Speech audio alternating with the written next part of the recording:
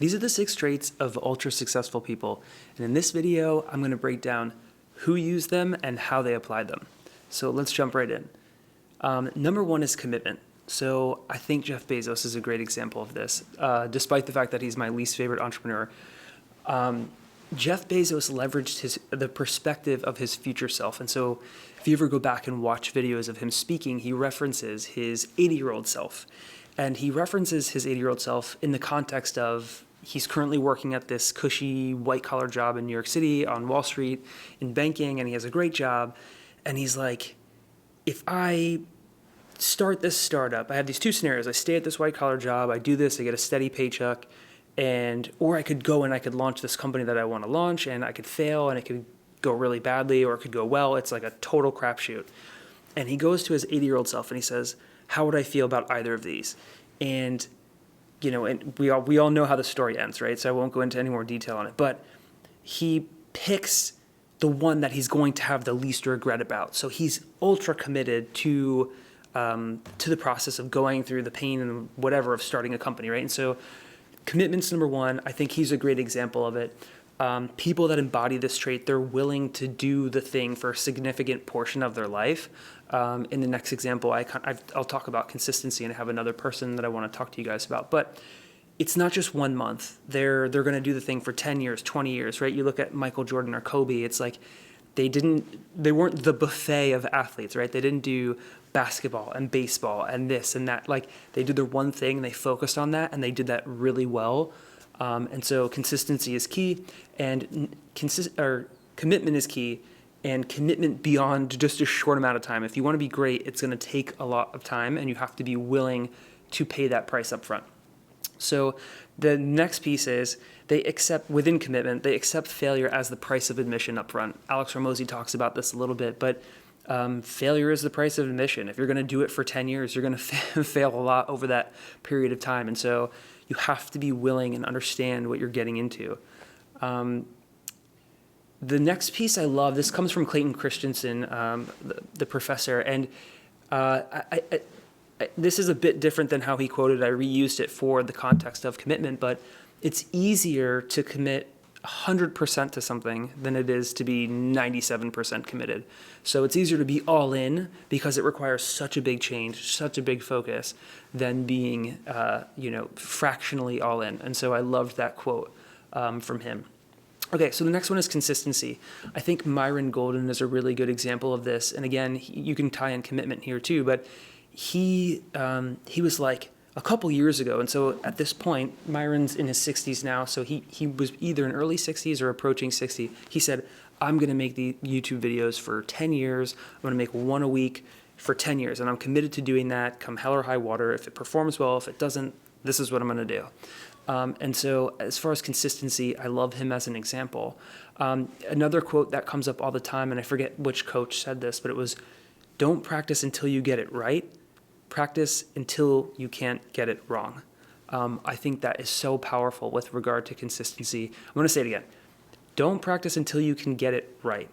Practice until you cannot get it wrong. I love that one. So Myron Golden, his routine of like doing at least 1 video a week. I'm going to do this for the long haul. I'm in it for 10 years. So far we have commitment and consistency. The next one is going to be a little bit woo-woo probably for some of you, but I think this one's a good one. And it's actually faith. And Dr. Benjamin Hardy is the person I'm going to attribute this to, although everyone has had it. And I'm not going where you might think I'm going with this. Let me define faith in this context, in the context of ultra-successful traits. So it's not courage or fearlessness. It is being committed to believing in something you can't see until it can be seen. And so Myron or Jeff or whoever, they have this vision, right? You visualize it first. It starts in an image, and then you see that thing. You see where you're going. You see the mountain or the goal in the distance, if you will, that you're going to be working toward. And you see it, and you believe you can get there before you might have the evidence that you can. And it's like bodybuilding, for example, right? It's like you go to the gym, you do the thing, you believe that you can build the muscle, you believe that you can transform your body before you maybe see the results. You're committed, you're willing to do the things that it's going to take every day to show up. You're willing to make the shakes. You're willing to eat the food. You're willing to go through the process. But faith is this ability for us to see a favorable outcome, even though it might not exist, and even though we might not know exactly how to get to it, and we might not have all of the evidence in the world that we've done this exact thing in the past, right? Because then it wouldn't require faith. Then it would be like, I know I can. And so faith is a critical piece of it. So these people, they'll have faith when they're far away from their goal. They have faith that they can achieve it. And the other piece of it is they have faith when no one else believes in them. And no one else could be family. It could be friends. It could be your significant other. They have faith in their own ability even when other people don't. And I think a lot of people would look at that and say that's delusional, right? Like a lot of people look at Dr. Ben Hardy no longer making books with Dan Sullivan, and they might think that's delusional. Like Dan Sullivan's this expert in the world of entrepreneurship, but Dr. Ben Hardy sees something differently, and he's going to have faith to go after that and become the best writer that he can possibly be. And so he's committed to having faith in that process. So commitment, consistency, faith. And the next one is an empowering frame. I could easily attribute this to Tony Robbins just because he talks about it so much, but I'm going to talk about Alex Hormozi. So growing up, Alex, in a lot of his content, he'll talk about having this contentious relationship with his mom, and she was the reason that everything was wrong, and he was angry, and he had this horrible childhood, and blah, blah, blah, blah, blah, right? And he gets to the point where he's like, by holding on to all of this, I'm actually giving this person that I despise most at that time was his mom, I'm giving this person all of the power. I'm making myself like powerless. I'm a victim. They're doing this to me. And so he gets to this point where he's like, it's crazy. It's like I'm giving all my power away to the person I despise most, and I have no power in the situation. So he's like, I need to accept what happened and accept that this person is the way that they are because of how it's cyclical, right? Because they went through a thing. They're not just malicious and, his mom was rough on him or whatever because she wanted to be. It's because her childhood, her upbringing was challenging, and probably that grandparent had a challenging situation. So he flips the frame to be an empowering frame where he's no longer a victim, but now he's the product of all these experiences and unique things that he had gone through to empower him to go from there. And so life went from happening to him to happening for him.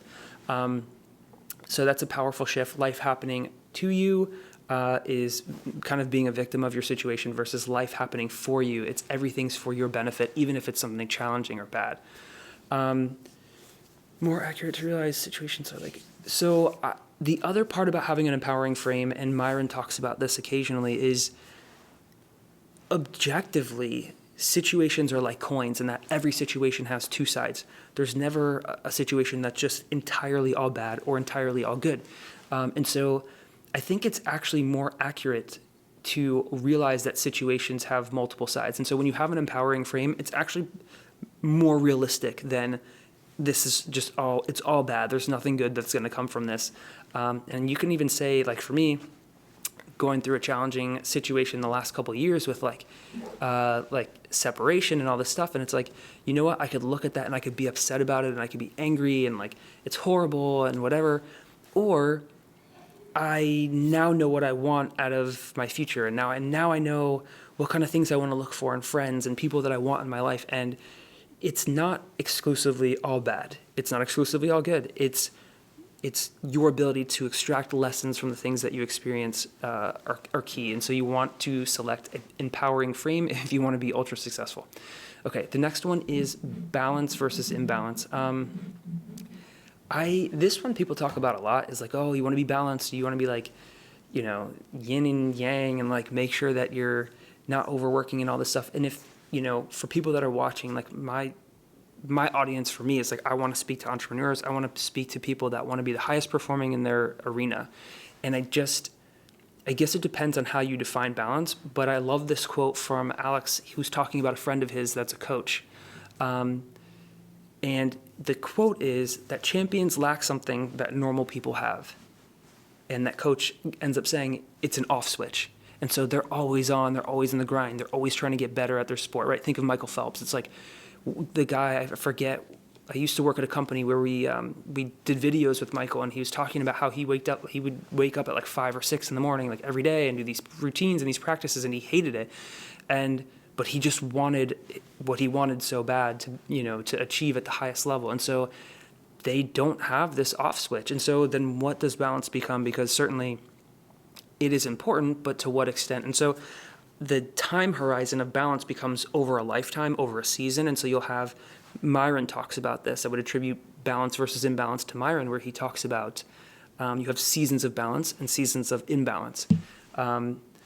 And I think that's a really accurate way to look at it. If in my notes here, I said, if you want to have balance all the time, become a monk. Like if you want to sit in a monastery and like go and do meditation, like whatever, I think there are people that works really well for. But I think if you want to be an achiever at the highest level, there's going to be some seasons of not having an off button. So that kind of wraps up the top 5. I want to share a bonus one with you guys. There's no one that I attribute to this. It's just a bonus trait. And that would be purpose. I'll probably do another video on purpose in the future, but a good example of purpose is thinking about parents, right? Like if you are a parent or you think about your parents, most parents would die for their kids, right? Which is like crazy, like the ultimate sacrifice they would give for their kids. And this is like significant because it's, and listen, if you're a parent that wouldn't, like, I don't know, like, I don't know if I'm talking to you then, but when we're locked into something that's larger than ourselves, all of a sudden overthinking takes a backseat. All of a sudden burnout takes a backseat. All of a sudden fear takes a backseat. All of a sudden regret and failure and all these other things take a backseat because it's like you are so committed to that why and you are so locked in on that. And I think today for me, like I don't want to do this today. Like I had a huge early dinner, had a lot of beef, and I'm like hot and tired, and I would love to go enjoy the sun out there today. And it's like, but I'm doing this because there are people that I want to get to, and there are people that I want to help. And so for me, that why is bigger than the inconveniences for me. And I think having a purpose is like, of all of these traits, I feel like you can be successful in the worldly term of having material things and whatever. But if you don't have purpose, you could be lost at the end of whatever the goal is of success for you, right? You could have the money, the thing, the fame, you get there. And if you've looked at Matthew Perry's story, that's a great example. It's like, if you don't have that purpose, it becomes hard. And fortunately for him, he was able to tie in and like create these like groups with addiction, and he got really plugged into that world and helped other people. That's purpose. That's something bigger than yourself. And so I think that purpose is number 1. So to recap all of them, we have commitment, we have consistency, faith, an empowering frame, balance over imbalance, or imbalance over balance, really being open to that, and purpose. I hope these help you, and I'll see you guys in the next one.